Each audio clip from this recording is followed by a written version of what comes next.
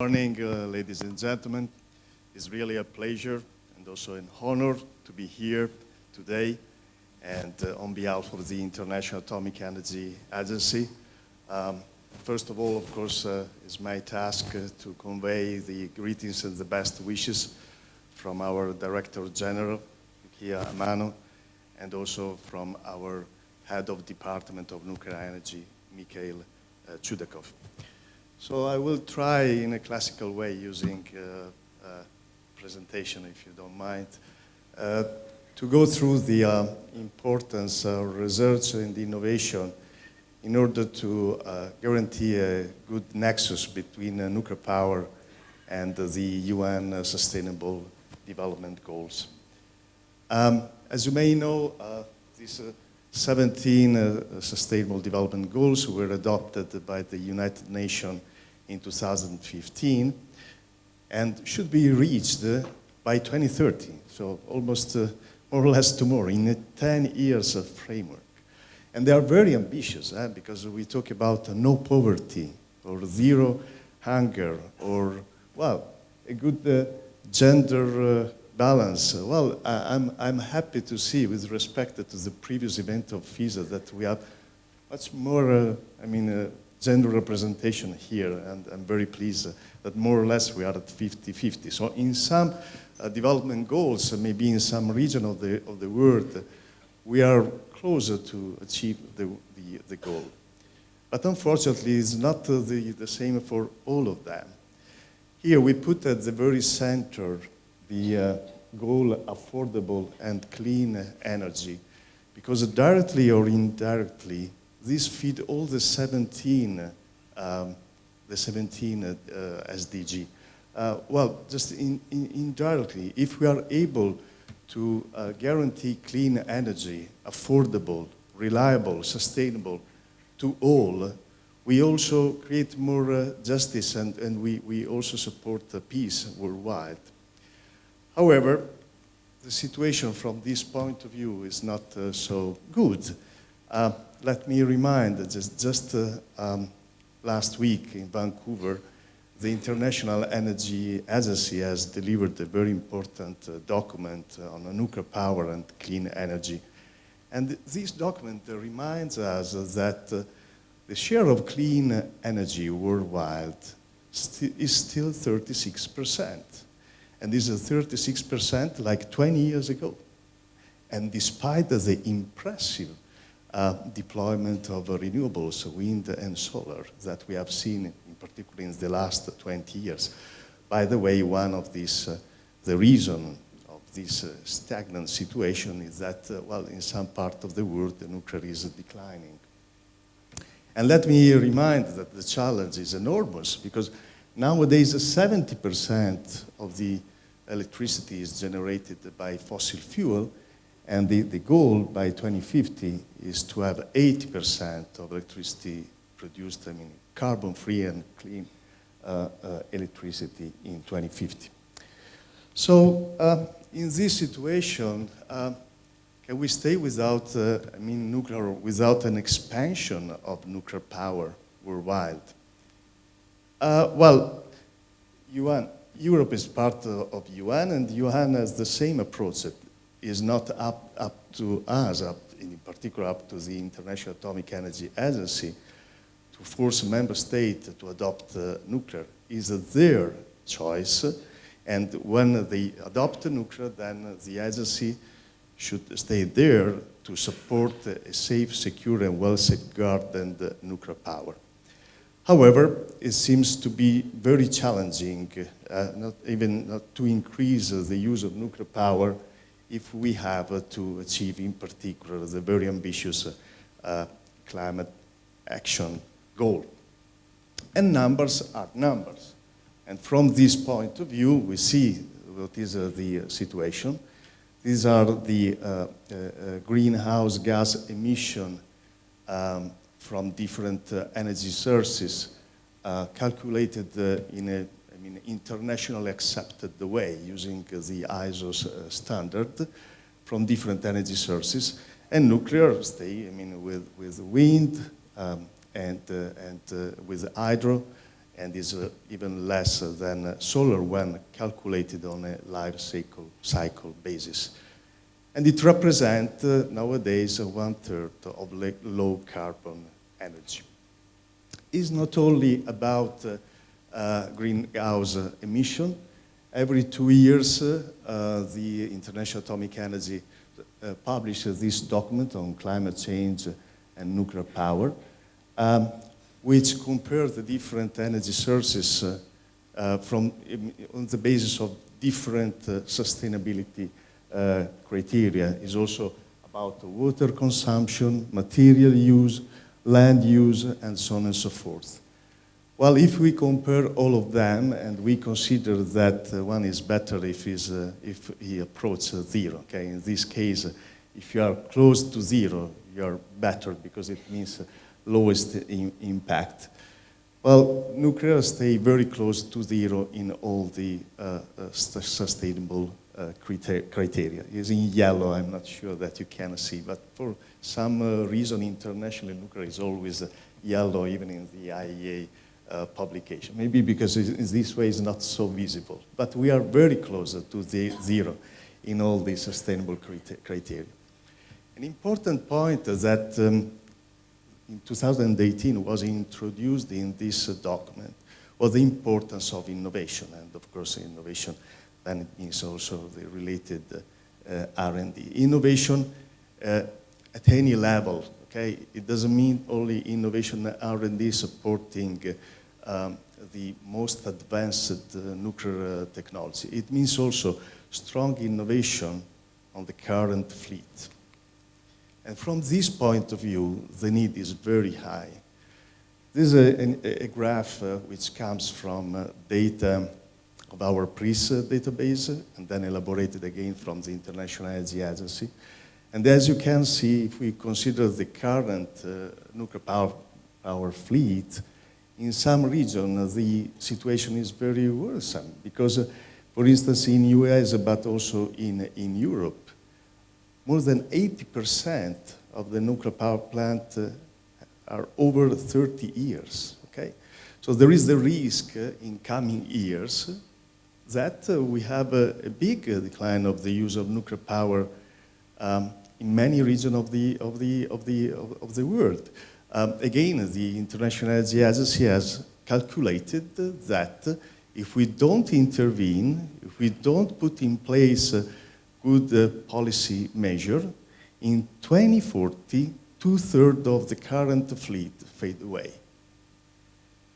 So for everybody, including I myself, that have been working on very advanced and futuristic nuclear power plant, including accelerator-driven system, fast reactors, small modular reactor for 35 years, actually the first priority is to keep the current nuclear power plant well in place and in good shape.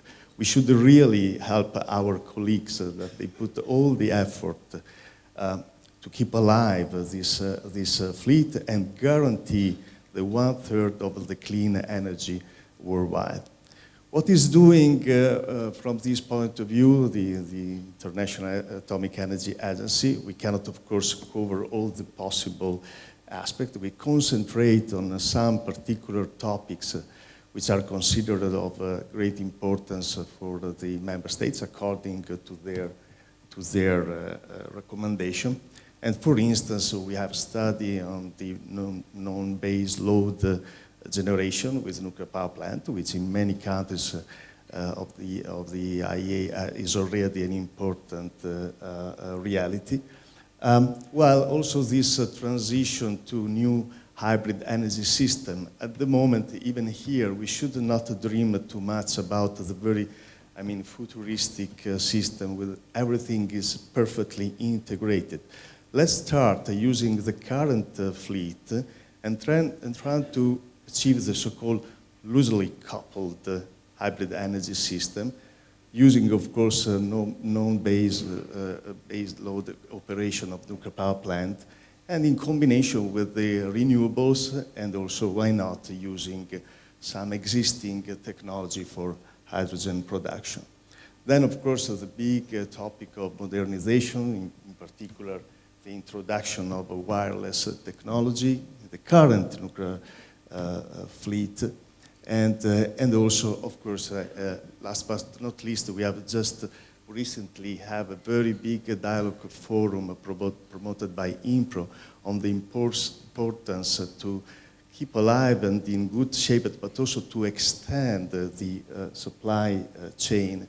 Also in view of new realization, for instance, is a very well known that one of the barriers for the rapid introduction of small modular reactor is to put in place a supply chain able to feed this sector in due course.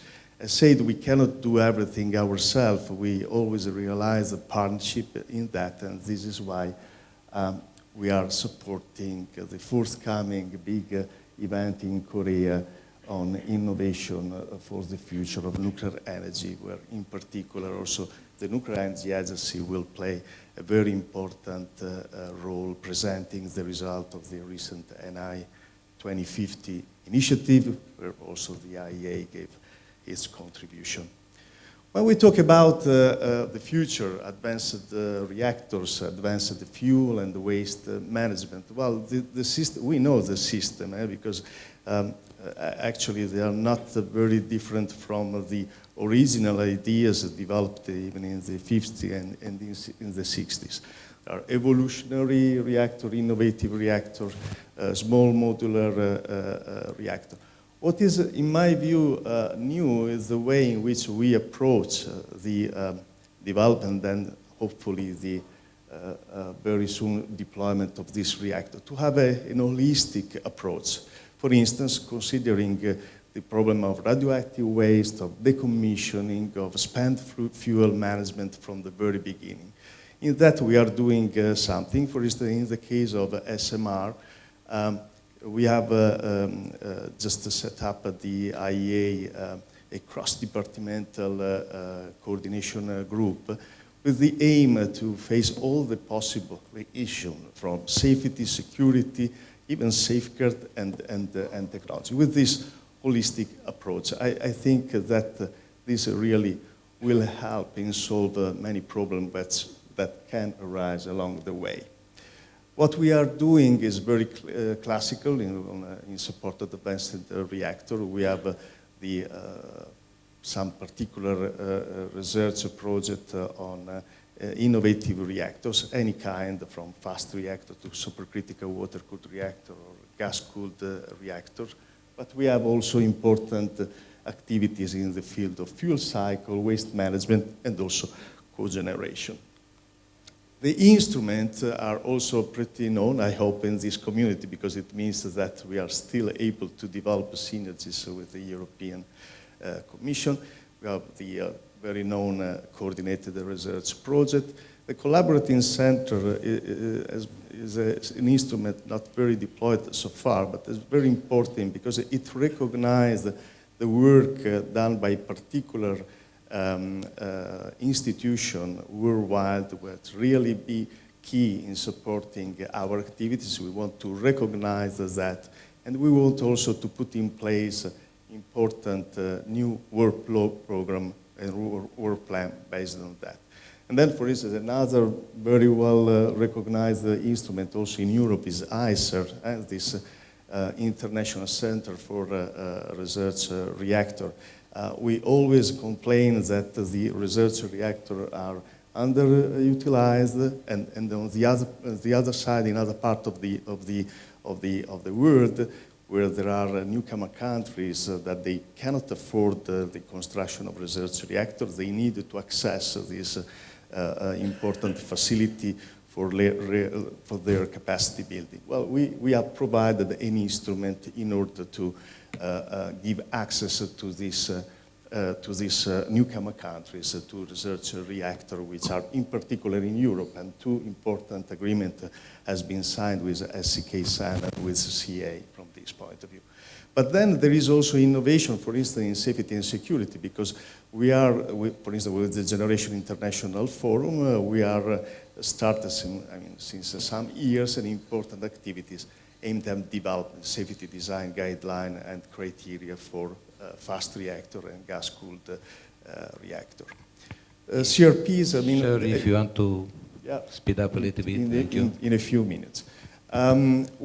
Traditionally, actually, this instrument has been created to support nuclear techniques, but in recent years, we have seen an important increase of CRPs even in the field of nuclear power. Here, very important to remind that the agency cannot mobilize a lot of resources. So it's a typical area in which, of course, collaboration at the international level is key, and in particular with, synergies with the European Commission. Okay, so the instruments I have already reminded, the CRPs, Safety for Innovative System, Collaborating Center, and various databases which are used worldwide. And then I cannot, of course, forget IMPRO, our international project on innovative reactors and the fuel cycle. They have even their collaborative project, but in particular, I would like to underline the importance of this dialogue forum, which are not only addressing the technical issues, the R&D issue, but also the policy issue, the institutional issue. There will be very soon a dialogue forum in Korea regarding small modular reactor, and there the main point will not be really the technology behind the reactor, but the barriers to make SMR a reality in a very short term. But what I consider really the big innovation, at least from an IEA perspective, is to finally open the dialogue with the non-nuclear community. We want to be part of this discussion regarding climate change, what has to be done as soon as possible to address this big challenge. And for this reason, for the first time, the agency has decided to promote an international conference on climate change and the role of nuclear power. We will discuss, for instance, the nuclear determined contribution, okay, established in the Paris Agreement, and how nuclear power can contribute on that. What are the countries that they want to consider nuclear power in this context? We want, of course, to consider also how to integrate nuclear power with other carbon-free energy sources, both with this idea of the hybrid energy system, both loosely coupled and tightly coupled. We wanted to understand what are the impediments from the market and the economic viewpoint. But last but not least, we wanted to open the dialogue with the non-nuclear stakeholders and with the public to understand what are still, let's say, the psychological barriers which prevent nuclear to be put in the picture. So the IEA continued to support member states in this goal. We still believe that nuclear power has an important role to play. And from this point of view, we think that knowledge preservation and the R&D and, of course, partnership at the international level is key in this task. Thank you very much.